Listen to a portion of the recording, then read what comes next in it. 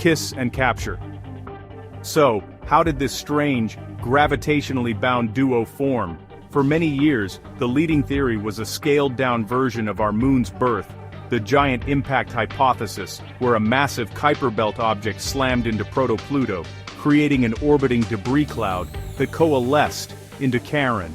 However, as our understanding of rigid ice mechanics grew, this model showed cracks under extreme stress.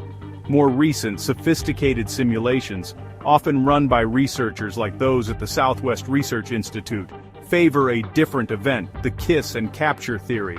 This proposes a much lower velocity grazing impact, less a shattering and more a cosmic kiss where the two proto-bodies temporarily stuck together, spinning as one before tidal forces pulled them apart, leaving them bound.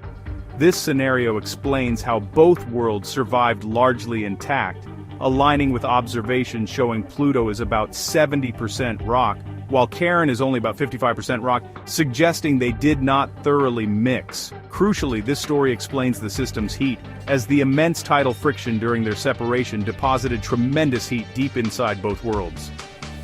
This injected energy was the starter pistol that melted the interior ice, firing off Charon's geological evolution as discussed by researchers following the mission data.